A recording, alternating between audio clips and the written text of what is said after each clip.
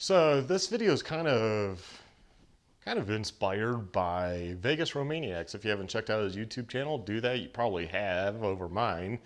He has like 20 something thousand subscribers. What am I at? Like 4,100, something like that. So yeah, you've probably seen his stuff. Anyways, this has kind of inspired me to do this video. So shout out to him for inspiring me this morning to do video, because I've been pretty lazy at doing videos. I mean, I've done a few videos. I got one that I might put out there. It's more of a company review though. So not like I have a company in the background here, but might be a little negative, but I'm hoping this Thursday that turns into a positive. So I don't want to put that video out until, I see what happens with that company and if they follow through on their promises. And then it can be somewhat of a negative turning into a positive.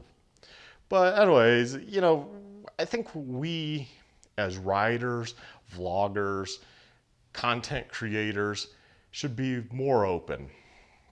So, if you're, see, I had to cut that probably.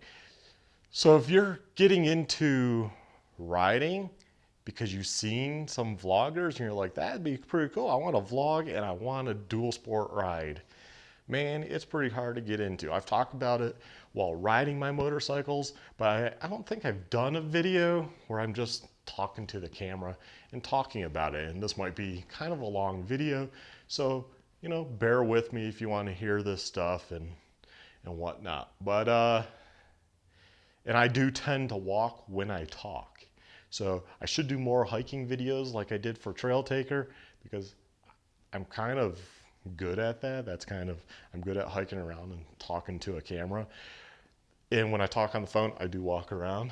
I walk all over the house and I pick up stuff and I leave it in places. And then I'm like, where did I put my keys?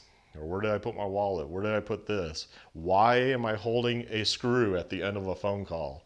So we'll see if I do that while I'm in the garage, but I'm confining myself to the garage so my daughter can be inside, dogs inside. I don't have to worry about them because, they'd be walking or asking me for stuff.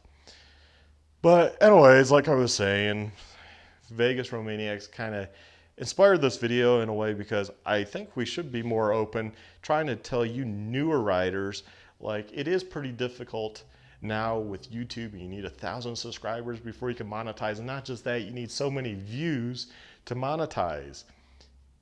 It kind of doesn't make it worthwhile. I know at the end of his video, he was basically like, hey, I shouldn't be telling you to do videos, but it's a free world. You can do videos. And I don't disagree with that, but I'm going to just point out my observations from years in the industry and stuff. Like getting into it now, I've seen a lot of potential riders that vlog not do it anymore because they don't have that incentive there to make a little money. Because it's nice when you get your first $100 you can cash out on YouTube, and occasionally I'll have to change hands and I'm gonna edit this. I'm like, he didn't edit his. There's gonna be a few edits, but it only takes me minutes. I don't spend days or weeks on a video editing it. I go right through, boom, boom, boom. Here's the video, render. I come back to the computer, upload, it uploads. I come back to the computer later and finish up with keywords and all that good stuff. But if you're trying to get into writing, man, it is very hard to ride and do the YouTube thing because if you don't already own the camera, you have to buy a camera, not just a bike. And let's say you just buy a DRZ 400. What are those? Like $6,000, $7,000? We'll say $8,000 by the time you put on some accessories, buy some gear. And you're going to need a camera. You're probably going to need an okay computer to process. You don't need anything fancy to start, but better computer makes it easier for processing, rendering various videos, especially the higher quality. Like this is filmed at 2.7K at 60 frames a second. My old computer, that is now my media server, it could do it. It was very hard to edit and it took forever forever. Like I would just have to let it run overnight. Now my new computer will, depending on my settings, will blaze through a 30-minute video in 20 minutes if I let the video card do the rendering. And I'm still debating whether that's a good way to go or not. I think these talking videos, it works out pretty good. I think riding videos are a little more pixelated. I don't know. I'm still playing around with settings. It's like never ending playing with settings. Settings on the GoPro, settings on your color adjustment. So there's a lot to do to the videos, but once you kind of get it dialed down and have a workflow, it's not so bad. But let's get back to the equipment. See, I can get off track because I don't script my stuff. And that's another thing Vegas didn't talk about, is there's a lot of motovloggers that they write up a script. They put the script on their tank bag or on the front of their bike. You know, you can't see it in the video, but they have their points listed and they're going to talk about this in this video. That's going to be the video. And if it's two of them, they both have kind of what they're going to talk about and go back and forth. And then it's a little more complicated. They have to put both their audios together, sync it. That's why you do the whole clapping thing to sync. As you can see, I have a lapel. I now have an audio recorder, which just adds to the complexity. But see, I kind of reinvested in my YouTube channel like that. But that's the thing. People might see me, all this riding I do. And wow, you can ride so much. You can do so much. And unlike a lot of motovloggers, I do ride a lot, because a lot of them, what you'll learn is they ride on the weekend, they shoot a bunch of footage, a bunch of content, and they spend the next 6 months from that long weekend putting together videos that they're releasing once a week. Where I go ride, most likely that could be that day, or it could be a day or two. I don't try to go real long. I have given up on some stuff I was editing that was longer, like for Trail Taker, for the return on the Rimrocker Trail. I don't even know if I have those videos anymore. I just released part 1 because I found it up on our YouTube channel and I was like, oh, that wasn't published.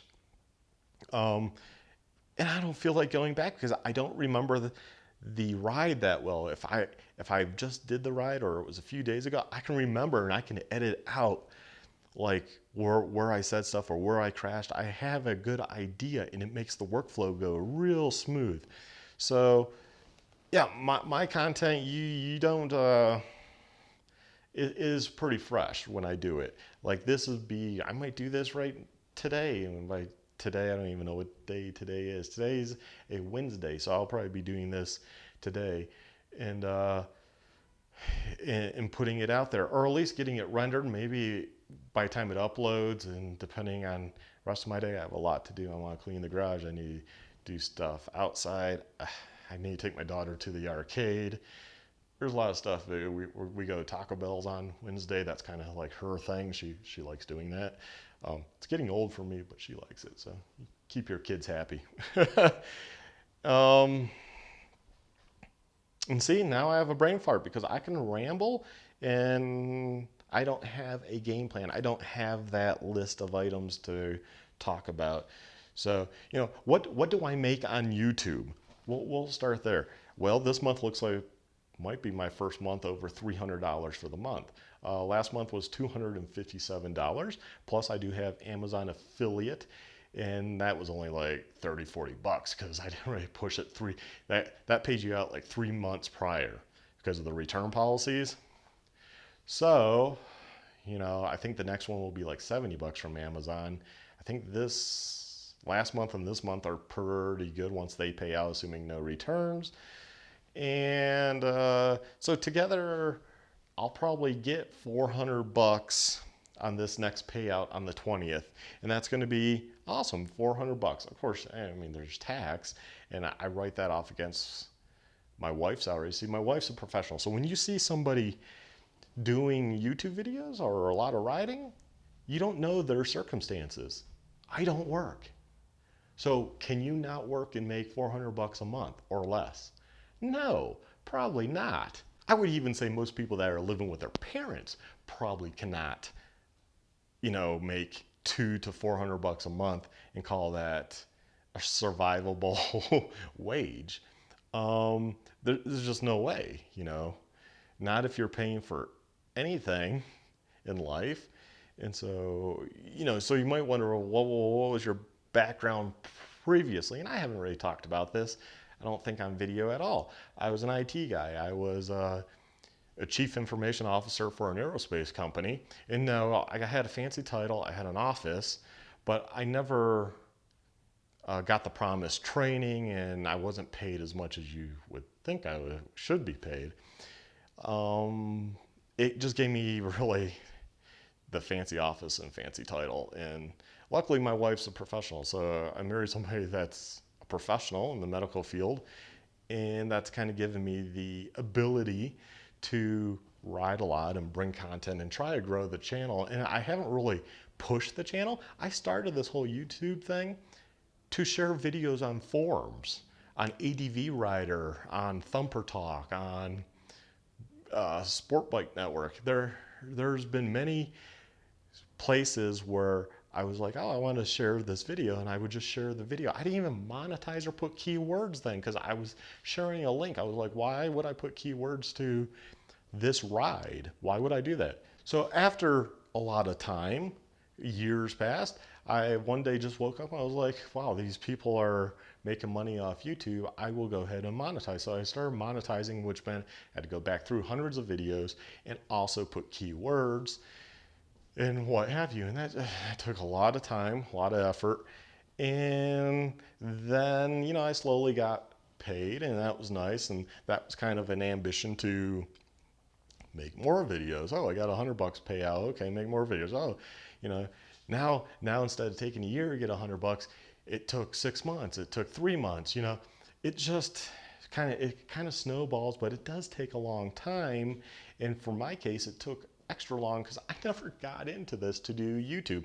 There's no way you can make a living starting out on YouTube. And honestly, that's why most people you see have day jobs, and that's why they ride or take a vacation. They do a bunch of riding. They use that video all year because that was the only time they could ride. They're really just weekend road warriors, where I had street bikes prior and I was riding 4 or 5 times a week. I didn't have a GoPro then, so I have very limited clips of my sport bike days on my FC1 and my wife's Honda 599.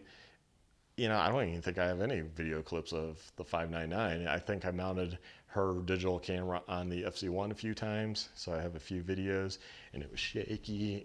It didn't work that well. It was more of a trial thing. GoPros were still pretty new. And yeah, I wish I did, because I did a lot of riding and a lot of crazy stuff that you see channels with 1 million subscribers because the guy is lane splitting nuts. Well, yeah, I used to be a crazy rider when I was younger, so that potentially could be me. I'm too old now. I don't want to do that. I'm 43, so not too far ahead of Vegas. I think he said he's 41.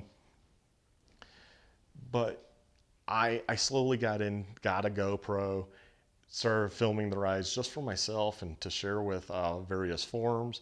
So there was no, hey, I'm going to do YouTube as a career. Never crossed my mind. So lately, I have been kind of doing more videos. I've been doing a wide range of videos. My channel, as you see, is wide range. I might do a video on my old scooter from being a kid. Or over here, I have my old BMX bike as a kid. And just like Vegas, this picture, this face, this body does not necessarily sell riding per se. My speech probably isn't the best either. I don't have that whole foreign accent thing, but I definitely have a different accent because I grew up around the world. All 4 years of high school was in Vienna, Austria. Do I know some German? I understand it. I don't even want to try on video. Yeah, Guten Tag. 4 years of German, and I still stink at speaking German. So let's not go there. I lived in Mexico. I lived in Pakistan. I lived in Lomé, Togo. I lived in Moscow for the summer after high school. I went to visit my parents. They were stationed there. My father was with the State Department. So he did telecommunications, just a telephone guy. So we traveled around the world. I got to see a lot of things, you know. I got to go to a lot of countries for school trips and stuff, especially in high school. I got to go to Italy a bunch. I got to go to Paris, for art history class and stuff like that. So I did live a different life. I was around foreigners. So a lot of times I have a hard time pronouncing stuff because I don't know how to pronounce those vowels. Are they silent? Do I say them? Do I not say them? How do you, is it a silent A or is it A? I don't know. There's different ways of pronouncing things. So I'll look at stuff and I don't always get the pronunciation correct because I grew up around foreigners. I mean, yeah, there was other Americans in my school. I went to American International School, so there was, but there was Americans, but in the teachers taught in English, but they were from all over too. They were Austrian, they were British, they came from all over, from the U.S., from different parts of the U.S. You might have a teacher that was from New York, so totally different accent, or a teacher that was more Southern. So, and then my friends were, a lot of times I had Korean friends, I had Iranian friends, I had a wide range of friends. So they all pronounced words differently.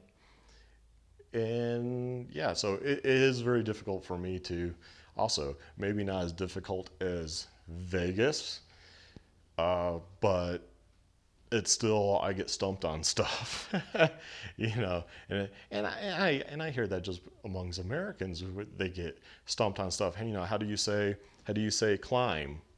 I heard people say climb, and no, the climb factory, everyone there says climb. They don't say climb, but I've heard people say, well, it's climb. I don't correct them or anything.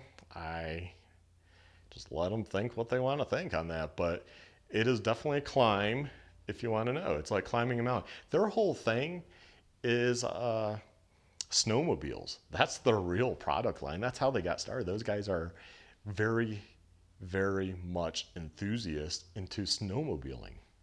That's what they like to do. That's their main focus, was snowmobiling. And then of course it kind of just branches into, hey, riding gear. There's a big more of a market, especially summer, spring, summer, and fall for riding gear. There's no market for winter gear except in the winter. So there's a little tidbit there. And see, I did no script, so I get a little bit sidetracked. That makes the videos a little bit longer because I'm not going down that list. So I kind of talked about how much I've made, but then you gotta, once you start bringing decent money to YouTube, you should register as a company. You should start keeping track of your mileage. So you should probably run a GPS, whether it's your phone, a dedicated GPS, but you should have a reliable way to keep track of your mileage. And you do that every time you're on the bike. These are written off 100% because I 100% use them for Meeker Extreme, and I 100% technically use them for Trail Taker. So you can't write them off twice, but I got two different avenues that I'm going out to ride Captain Jack. So I'm gonna do a video for Meeker Extreme. That's a write-off. I get to write off my truck mileage. I get to write off the bikes because I just write them off completely. And which kind of makes it nicer because any parts I buy, I can write them off. Tires, I keep all receipts for everything. And believe it or not, I buy more than you think. Now, that's the other thing. When people talk about sponsorships, because I know Vegas didn't really touch on this. I don't know if he has any sponsorships or has been approached or anything. But my sponsorships have come because before I did the YouTube, I grew purposely getting to know various people at companies. And that's mainly CEOs and owners. That's who you want to get to know on social media. You get to know them through LinkedIn and stuff. You respond to things they post. You say happy birthday to them. And your name kind of gets recognized, and then as time went on, hey, can I get some gear? Yeah, you can have some gear. Cool, thanks. Where now it's turned into, I get gear every year. I need, I redid the XR at one point here. I had it's been through a few different phases, but IMS hooked me up with the tank, foot pegs, And so there's stuff like that where, because I've gotten to know them, they know when I go out on the trail, I will talk to people. I literally, and you don't see this in my videos, I usually cut it because it's a private conversation. That person, I just pretty much show rolling up. I'm usually at that point, I'm turning off the engine and I'm like, hey, blah, blah, blah. And they usually know me, which I find odd because I don't have that big of a channel, but they'll be like, oh, you're Meeker Extreme. Oh, okay. Which is cool. But at the same time, I don't have that big a channel, but it's amazing how many people I've at least come across. They might not be subscribers, but they've come across my channel. But so before I had the channel, I was still doing that. I was stopping. I was like, hey, what's going on? How are you doing? Blah, blah, blah. And it's kind of funny because I'm not an outgoing person in that regard. I go to a party, I don't talk to people. That's a bad, I guess you could look at that as a bad trait. It's just, I'm just not outgoing. I'm not like, hey, my name is Mark. Who are you? What do you do? And I'm trying to get better at that. I don't do that. But when I put the helmet on, I put the gear on, and I'm on the bike, I stop and I talk to people. I stop and talk to people at the trailhead. Hey, I'm so-and-so. I see a ranger. I don't just go by and be like, oh my God, oh, I hope he's not going to pull me over for something, or I don't know why he would. But I know all my rangers because I've stopped and I've spent sometimes a couple hours just talking about the issues in the forest, talking about what they're doing, just talking. So they know me, I know them. And when I stop and talk to people, they'll a lot of times say, like, they might mention my gear. They might say, oh, I didn't know Climb makes helmets. I've had that actually quite a bit. And I'm like, yeah, they make helmets and they're no more costly than a Rye or a Shoei or whatever. They're no more expensive and sometimes even less in price than those helmets. But at the same time, I realize not everyone can afford that. So I might mention, hey, there's other stuff that's just as good. But if you can afford it, it's good stuff, fits my head, buy what fits your head. Usually that's what it comes down to. I always tell people, buy what fits you. Not necessarily what you look good in or the price. Buy what fits. Some helmets leave a red spot on my head. I can't wear them. It doesn't matter how cheap or expensive they are. They don't work. But they might point out the gear, and then I might say, yeah, I got or you run a Recluse on this, and then that opens up, oh, well, I also have a Clake. Well, I don't have it on here anymore, as you guys might know from my video, but I have a Clake, and yeah, blah, blah, blah. I can talk about that. I can talk about the Smart Carb. It opens up a whole can of worms, and companies know that I do that. And I guess in some regards, trust that I do that because they're not out there with me, but I do that a lot. So I'll spend, got that last kid I spent, I think his name was Paul, met him on 770i. So if you're watching this, hey, Paul. But we probably talked for like 20 minutes, 25 minutes, and I enjoy talking to people when I have that helmet on. Like right now, I don't mind talking to the camera, but if I go to a party, I'm not going to talk to anyone. Don't expect me to be the social butterfly. Now, I'll get talkative and happy-go-lucky if I'm drinking. I don't drink often anymore, but if I'm drinking, I tend to be more outgoing. Sometimes I could probably be in a bad way, but I'm usually happy. I'm happy-go-lucky. I'm not the angry person. There's some people that drink that are angry, and woo, that's not good. What else for YouTube?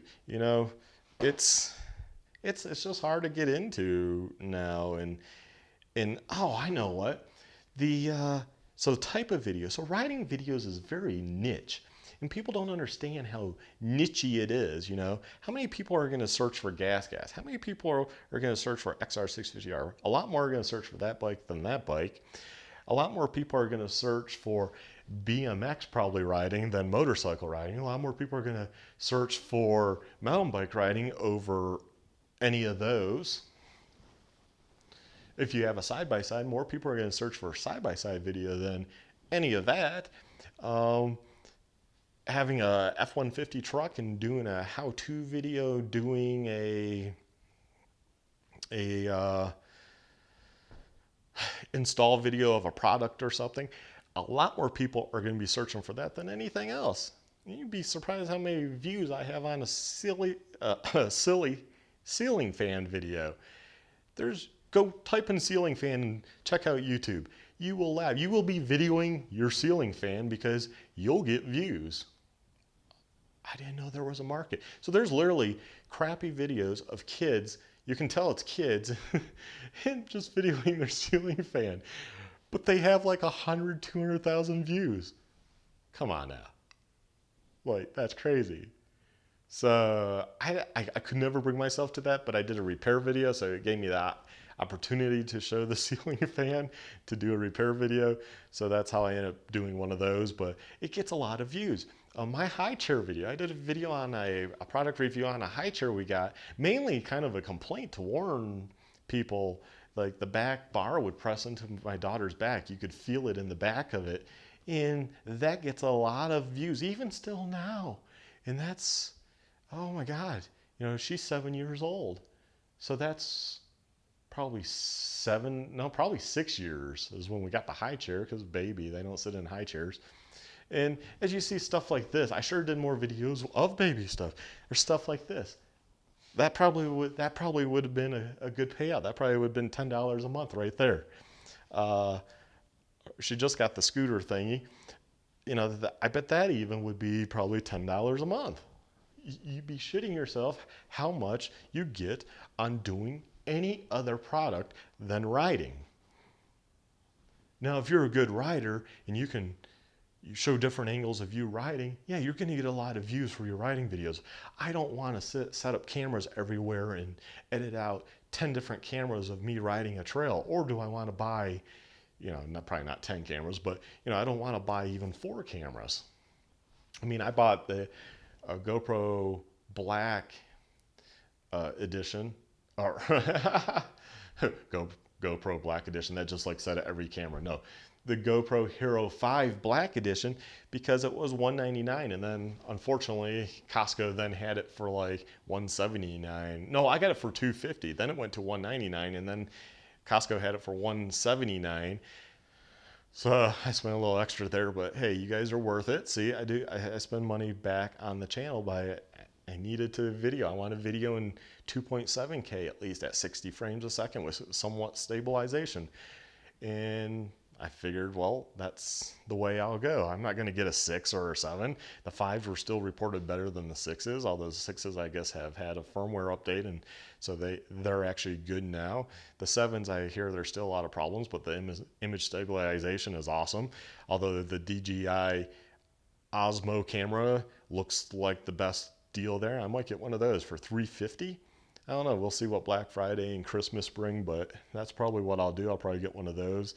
And that's where I'm kind of upgrading the equipment more to bring you better contact. That in, here, I'll show you. Let's get it out. Make sure it's recording. Have to be careful though with it. Don't want to unplug anything. But there we have it, the Tascam DR-05. So I now use an audio recorder. And for you headphone people, you probably enjoy it more because as I was watching a guy that was talking about the audio recorder and the various settings and stuff, he was like, well, you don't need stereo because that messes up with people that listen on headphones. And more people are listening to content on headphones. So you don't need stereo, you just need mono. So it's the same on each side. So remember that. That's the key. I never really thought about it because I don't use headphones often. But when I have used headphones, yeah, it's pretty annoying when you listen to a channel and they're just using stereo, or what the GoPro's pumping out is kind of a stereo. Yeah, no, you don't want that because everything floats from ear to ear. yeah, it kind of messes with you. Now on computer speakers, you don't really hear that. It's coming at you and you still, for the most part, hear kind of one source. I don't know if that makes sense, but, and I'm probably not describing it correctly, but that's pretty much how I think it works. So feel free to leave a comment, negative, tell me I'm a piece of shit, because I know people like doing that. And I guess I will touch on that because Vegas touched on that, is the comments. People leaving comments. You have to have a thick skin. I don't have a thick skin. I have a thicker skin than some other YouTubers, and I won't name names, but you know, some just, man, they just can't handle the negativity. I can handle a little bit better, probably not as well as some other people I know that don't do YouTube, but they're like, well, why does that bother you? And it's like, man, I'm only human, man. You know, telling somebody to die and stuff is pretty harsh. You know, go, well, you should just go and die. I hope your whole family burns up in the house. Oh, I've had some really good ones, and I hit ban. I probably use ban more than I should because, as Vegas pointed out, those people are working towards your benefit on the algorithm. So you're more likely, because there's engagement, to have that video shared out there if there's engagement. It could be negative engagement. Now, for a while there, the algorithm, they might have changed that somewhat, because I was getting recommended videos that had like 20,000 downs and 1,000 ups. And I'm like, what's going on? And I click on it, be like, wow, this is really a 20,000 down. So, but because they were getting promoted high, because the algorithm was saying the interaction was so good that it's still content people are watching, even if it is a negative. So you leave in comments for sure, even if it's the worst comment in the world, is promoting that video within YouTube's algorithm. And that's great. So thank you for the money. And you probably watched a little part of the video. So I'm going to get some money for that and some recognition. So thank you. Thank you for watching the video. Thank you for doing that. So trolls are good. So if you control the trolls and keep them back and have a thick skin, you're going to be awesome at YouTube. You're going to be awesome at just getting those people to return. If you can get them a return, that means each time they're clicking on it, that's another interaction to the video, which YouTube's like, wow, a lot of people really like this video. They keep coming back, and they might promote it. They might put it on their front page. I've had weird videos that were also promoted for some reason. I have no idea. Was the internet interaction high, or did something within that content or that day was like, hey, that was just a very popular, decent video for the day? Well, not decent because they don't care. Was it just popular that day? That could have been why it was promoted. So, you know, this is a long video, and I'm sorry for that, because I try to keep my videos somewhat shorter, although these talking ones tend to get long, and I do apologize for that. I'm no Casey Neistat. That goes back to the looks too, though. There's a lot of famous YouTubers that I would say are not that good looking. So it's not always the looks. Now you could say, well, it's the content they create, but they're just walking around talking to the camera. Is it really the content they create? Or is it because people like to live life through someone else's eyes? The more crazy thing you do, I buy a Lamborghini tomorrow, you damn well know I'll be overnight at 100,000 subscribers. Why? Because people want to live your life, which I find kind of sad, actually. Do I have a decent life? I mean, you can look around my garage. Yes, I have an okay life. I have a nice house. I have a nice wife.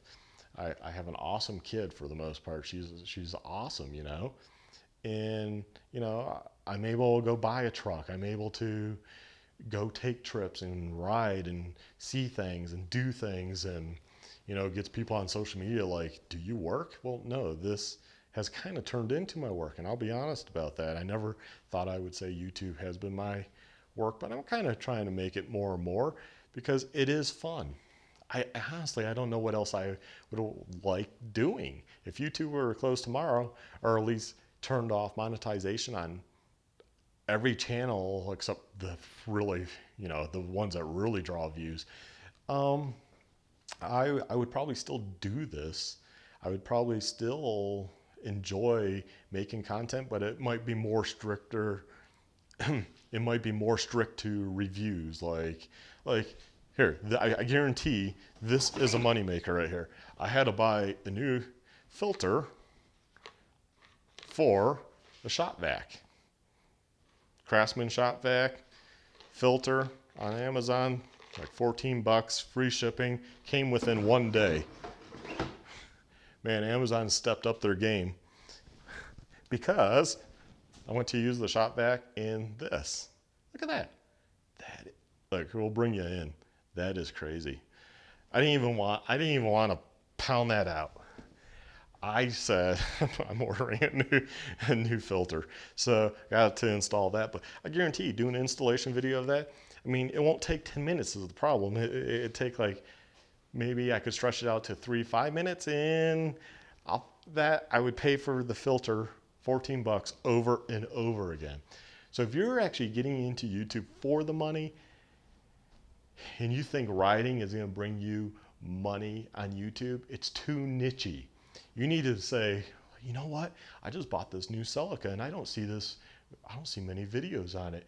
I should start doing videos on this. Even if it's an oil change and cabin air, there's a lot of things you can do with those, like that type of videos, where you could just do your own oil change and show people how it's done.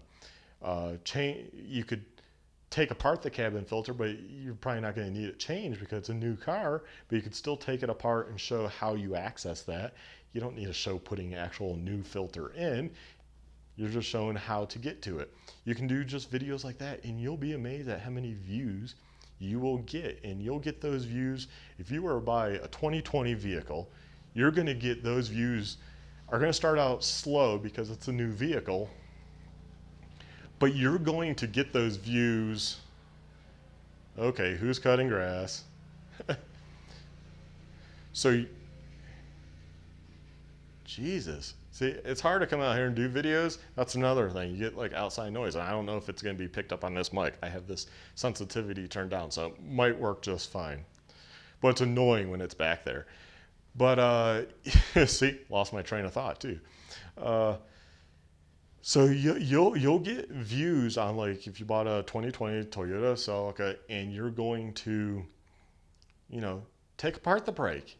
You don't actually have to install new brake pads. You could just take it apart and show people how it's done. And yeah, you're not going to get a lot of views right away because that's a new vehicle. But as that vehicle ages, you're guaranteed probably money for the next 20 years off. And it's going to ramp up as people get that vehicle and search for how to do a brake change, how to do an oil change. So if you're lucky enough to have a new vehicle, and it could even be a motorcycle. You just bought the latest, greatest KTM. You bought the new Yamaha 10-year 700. And you can pump out videos right away of doing things. You are going to make money on those videos over time. But if you turn your thing away from motorized and do like household goods, oh my God, the amount of views you will get on a high chair, on a baby bouncer thing, on a car seat, on kitchen pans, on the hitch carrier. That I used that once, and I didn't buy it for a video, but I did a video because I happened to have needed it for a trip, and wow, I get so many views. Or on the hitch carrier, or I should do a dedicated video to the Kindon trailer, but I never have. As you can see, it stands up. Got a lot of stuff piled up on it, but it takes up no room. I don't use it much anymore.